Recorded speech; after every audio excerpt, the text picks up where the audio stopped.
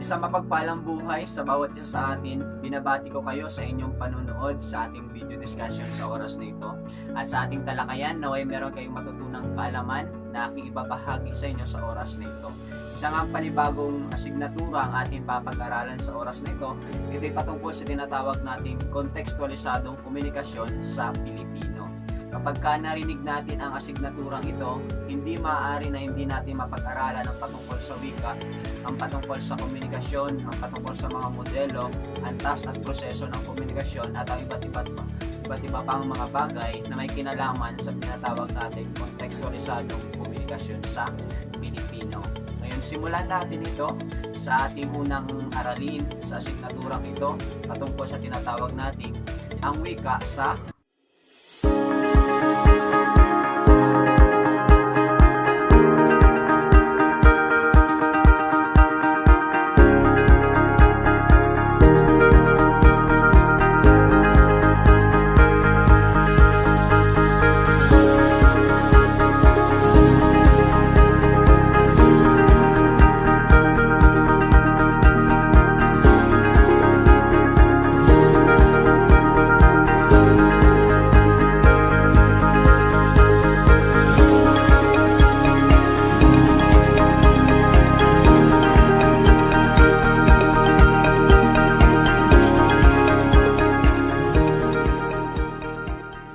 komunikasyon. Ano nga ba ang wika? Ano nga ba ang komunikasyon? At gaano ito siya napakahalaga ang wika at ang komunikasyon? Maaari bang paghiwalayin natin ang wika at ang komunikasyon? Bibigyan natin ito ng katuturan at kahalagahan sa ating aralin sa oras na ito. So sana inyong tapusin ninyong panoorin ang video discussion natin sa oras na ito. So simulan natin, ano nga bang ibig sabihin ng tinatawag nating komunikasyon? Pag sinabi natin komunikasyon, ito ay isang sining ng pagpapahayag ng kaisipan o ideya sa paraang pasalita o at pasulat. Pag sinabi nating sining, dumaraan yan ibig sabihin sa proseso. Ibig sabihin ito isang masistema. No, masistema, maproseso ang pagpapahayag ng isang kaisipan o mensahe o impormasyon, maaari mang itong pasulat man ito o tinatawag nating pasalita na paraan ng pagpapahayag natin o pakikipagkomunikasyon natin sa ating kapwa. So ang wika naman ay siyang kodigo naman ng komunikasyon upang maihatid ang mensahe sa kinauukulan. Anong ibig sabihin nito? Ngayon lamang, pag sinabi nating wika, hindi tayo makapagpapahayag, hindi tayo maaaring magkaroon ng tinatawag nating komunikasyon kung wala ang wika. Dahil ang wika, siyang tinatawag nating medium natin sa pakikipagkomunikasyon. Ano ibig sabihin ng medium? Ito lamang ang ginagamit natin sa ating pakikipagkomunikasyon. Hindi tayo magkakaroon ng tinatawag na komunikasyon maliban na meron tayong wika na ginagamit sa ating pakikipagkomunikasyon. Kaya nga tinatawag natin na ang wika bilang isang kaluluwa ng isang pakikipagkomunikasyon. Wika, yun ang wika na yan. Kaya napakahalaga yan sa isang komunikasyon upang maihatid natin ang mensahe sa ating kinaukulan na tinatawag natin. Ano pa nga bang iba pang pagpapakahulugan nito? Sa pamagitan ng komunikasyon, na ipapahatid natin ang impormasyon o ang ating mga naiisip na darama sa ibang tao gamit ang mga simbolo o mga sagisag na kumakatawan nito. Ano ibig sabihin nito? Sa anumang paraan na nais nating naisip o anumang bagay na gusto nating ipahayag, impormasyon man yan o maaring sa ating kaisipan o emosyonal, ito ay ginagamitan natin ng tinatawag nating komunikasyon. So ibig sabihin, anumang bagay na ginagawa natin upang magpahayag at tumanggap ng impormasyon, magbigay ng impormasyon, maghatid, ay tinatawag natin itong komunikasyon. Nangangailangan tayo ng tinatawag natin pakikipagkomunikasyon. Kaya't napakahalaga ng wika sa komunikasyon dahil ito'y bilang sangkap tungo sa pagkakaunawaan at pagkakaisa ng bawat Pilipino upang makamit ang kapayapaan at kaunlaran. Yun, ginagamit natin ang tinatawag nating wika. Mapapansin nyo na mas madali tayo magkaroon ng pakikipagkomunikasyon lalo na kung ang wikang ginagamit ng dalawang ng isang naghahatid ng mensahe, yung sender at sa yung receiver, yung tagatanggap ng mensahe. Kapag meron silang iisang wika na ginagamit nila, mas madali ang paraan ng pagpapahayag nila ng mensahe na tinatawag natin. Kung napakahalaga ang tinatawag nating wika sa isang komunikasyon na tinatawag natin. Dumako tayo ngayon sa tinatawag natin, ang communication class ay meron tayong 4 na salik. Anong ibig sabihin ng 4 na salik? Ito yung mga bagay na napakahalaga upang mangyari yung tinatawag nating komunikasyon. Ng 4 na yan, kapag ka nawala ang isa, ay maaring hindi tayo magkaroon ng tinatawag nating komunikasyon. Ngayon, kailan tayo nagkakaroon ng komunikasyon? Nagkakaroon tayo nito ng komunikasyon sa pamamagitan nito ng 4 na salik na ito. Ngayon, ano ang 4 na salik ng komunikasyon? Una, meron tayong mensahe, yung tinatawag nating yung message natin. Pangalawa, yung pinagmulan o yung tinatawag nating sender, siya yung nagbibigay. At daluyan, yung tinatawag nating channel sa Ingles. At yung panghuli, yung pang-apat, tinatawag nating tumatanggap o yung tinatawag nating receiver. Yan. Ang 4 na yan ay yan ang asalik na tinatawag natin na kung kaya't napakahalaga upang mabuo ang tinatawag nating pakikipagkomunikasyon o yung salitang komunikasyon, yung mensahe, yung pinagmulan, daluyan at tumatanggap. Pansinin nyo na lamang, ano kaya ang isang komunikasyon kapag walang daluyan? Makakarating ba siya doon sa tumatanggap? Pansinin nyo na lang kapag walang pinagmulan ang isang mensahe, anong mangyayari? Magkakaroon ba ng komunikasyon? Maaring hindi ito magkaroon ng tinatawag nating komunikasyon. Kung kaya't napakahalaga ang 4 na salik na yan. Sa ating slide sa itaas ay makikita natin ang mga figura kung paano nabubuo ang tinatawag nating 4 na salik at kung paano ito nangyayari. Nagpapakita yan, meron tayong pinagmulan, yung mensahe natin, patungo dun sa tumatanggap. At yung sa mensahe natin, meron tayong nakalagay yung daluyan na tinatawag natin. Ano yung pinapakita nito? Pinapakita lamang nito ang isang proseso ng isang komunikasyon. Ngayon, kung papansinin natin, ang grafikong yan, nagpapakita siya ng proseso. Paano nangyayari pag sinabi natin proseso? Ito yung mga paraan kung paano nagkakaroon ng tinatawag nating komunikasyon. Ngayon, nagkakaroon siya ng komunikasyon, nagsisimula ito sa pinagmulan. Napakahalaga ang mensahe ng pinagmulan. Pinapakita lamang sa grapiko na ito na napakahalaga ang isang speaker o tagapaghatid ng isang impormasyon sa isang komunikasyon dahil sa kanya magmumula ang tinatawag nating pagsisimula ng isang komunikasyon. Mapapansin natin sa pinagmula ng mensahe sa proseso ng komunikasyon, gumagamit ito ng tinatawag nating daluyan ang mensahe natin upang maipaabot ang mensahe sa nais niyang makatanggap nito. So ang daluyan class ay maaari yan tinatawag natin na maging pasalita, maaari din maging pasulat ang daluyan natin at maaari rin itong tinatawag nating paggalaw o tinatawag nating mga kumpas na tinatawag natin at iba pa. Yun, meron tinatawag natin. So, ibig sabihin, ang pagpapahayag ng ating mensahe ay hindi lamang sa pamagitan ng pasilita. Maaari din tayo magpahayag ng ating mensahe sa pamagitan ng pasulat o tinatawag nating paggalaw na tinatawag natin bago makarating yan sa tinatawag nating tumatanggap. Kung kaya't mapapansin natin na ngailangan ito ng tinatawag natin kung kaya't nabubuo ang tinatawag nating proseso ng isang komunikasyon. So, ibig sabihin, ang komunikasyon ay pinagmumula ng karunungan at pagbabago at pag-unlad ng sangkatauhan na tinatawag natin. Ngayon, class, matapos nating malaman ang tinatawag nating komunikasyon at ang wika at kung gaano nangyayari ang prosesong ito, ay nalaman na natin na napakahalaga pala ang tinatawag nating komunikasyon at napakahalaga yung tinatawag nating mga salik at proseso. Alam nyo ba na meron tayong tinatawag na mga modelo? Anong ibig sabihin ng modelo ng komunikasyon na ating kasunod na papag-aralan sa oras na ito? Yung mga modelo ng komunikasyon, ito yung nagpapakita na pinapakita dito yung mga paraan kung paano tayo maghatid ng impormasyon, paano tayo tumanggap ng isang mensahe o ideya. Yan, meron tayong tinatawag na mga modelo ng komunikasyon.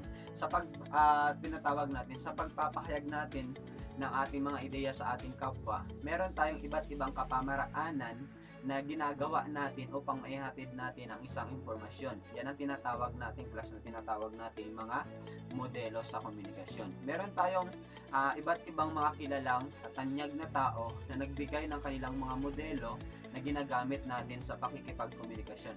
At isa na nga dito sa kilala na nagbigay ng kanyang modelo ang ayon kay Berlo. Ano yung kanyang modelo? Kung mapapansin na natin, makikita natin sa ating slide, meron siyang pinagmulan, tapos patungo doon sa mensahe, at patapos ng mensahe patungo doon sa channel o ito yung tinatawag natin daluyan. Tapos patapos nun, pupunta siya sa tinatawag nating tumatanggap. Ngayon, mapapansin natin, ayon kay Berlo, napakahalaga yung isang pinagmulan o yung isang speaker na naghahatid ng isang mensahe at yung tinatawag nating channel patungo dun sa tumatanggap. Kung mapapansin natin, yung modelo na ginawa niya ay isang paraan na pinakasimple na ginagawa ng isang tao sa paraan ng pakikipaghatid ng tinatawag nating impormasyon o ideya sa ating kapwa. Ngayon, mapapansin din natin, meron nakalagay sa baba na mga salik. Yun. Ano ibig sabihin ng mga salik na ito? Ngayon, sa pinagmulan, maari magkaroon yan ng salik. Sa mensahe, maari din magkaroon ng salik sa channel. At bago makatanggap ng mensahe, maari din magkaroon ng tinatawag nating mga salik bago maihatid yung tinatawag nating impormasyon o tinatawag nating komunikasyon.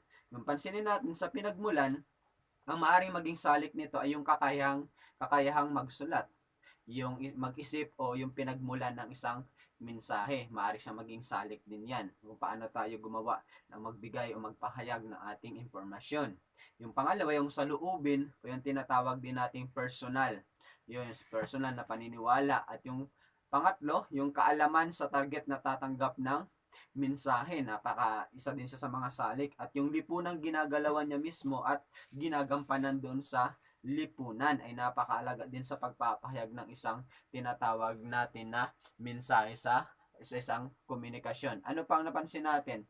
Maliban sa maging ang kulturang kinamulatan ay napakahalaga din sa pagpapahayag ng isang mensahe na tinatawag. Sa mensahe may kita din natin yan na tinatawag natin isang salik din ang mga salita.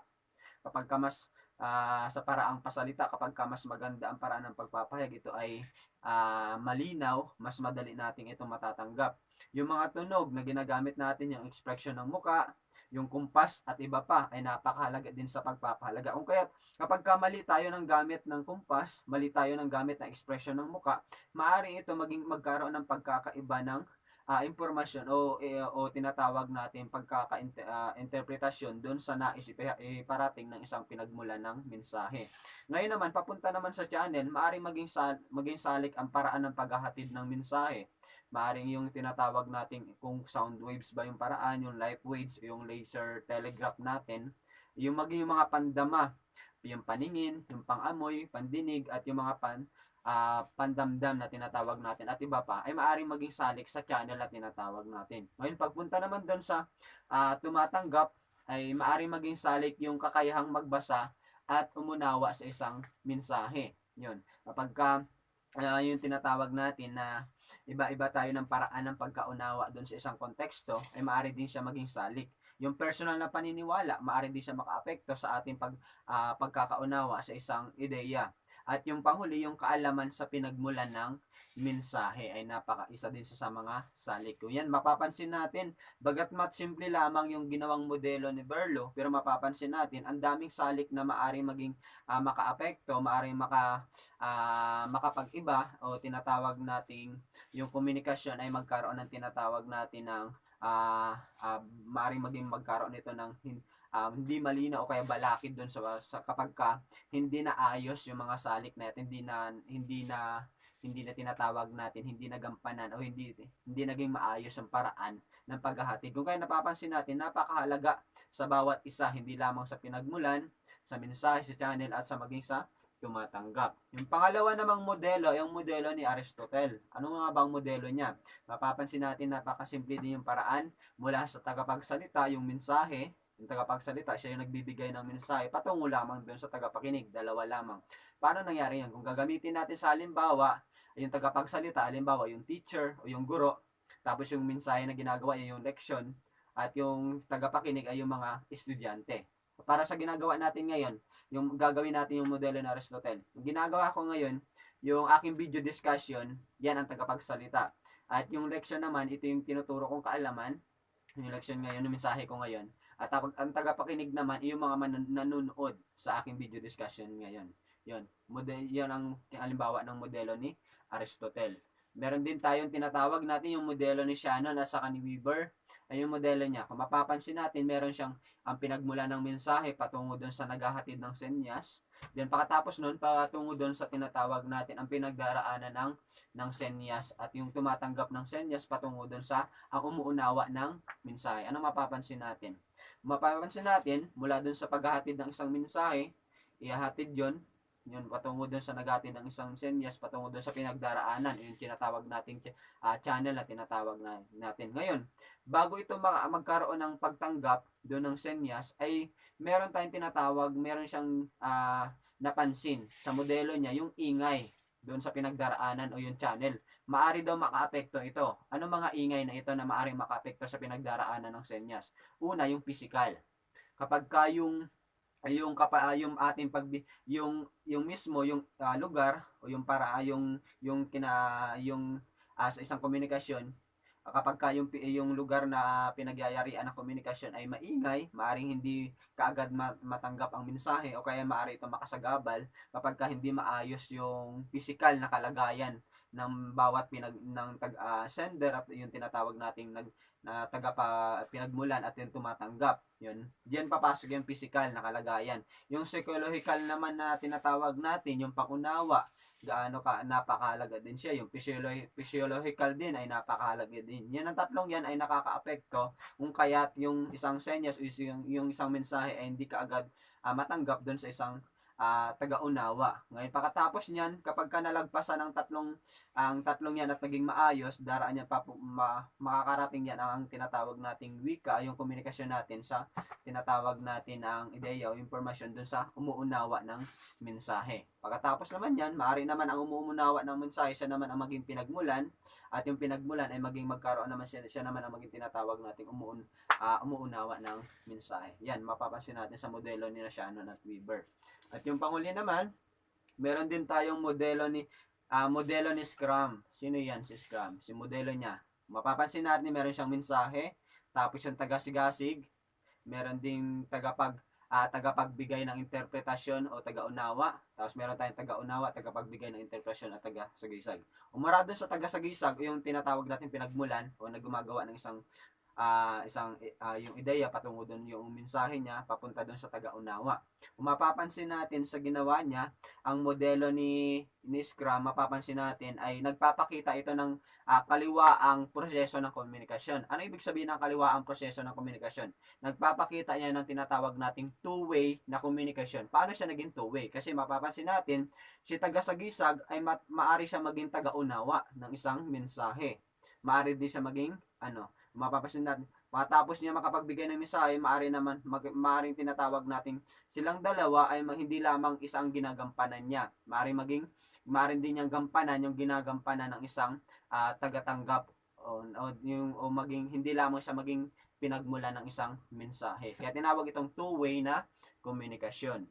At yung panghuli naman, yung tinatawag nating modelo ni F.E. Dance. Ano yung modelo ni Dance? Yung modelo niya, mapapansin natin yung tinawag niya itong susong modelo ng komunikasyon. Bakit susong modelo ng komunikasyon? Mapapansin natin sa ating larawan, sa itaas, paikot siya mula sa pinakamaliit, then pataas at palaki ng palaki. Ano napansin nyo?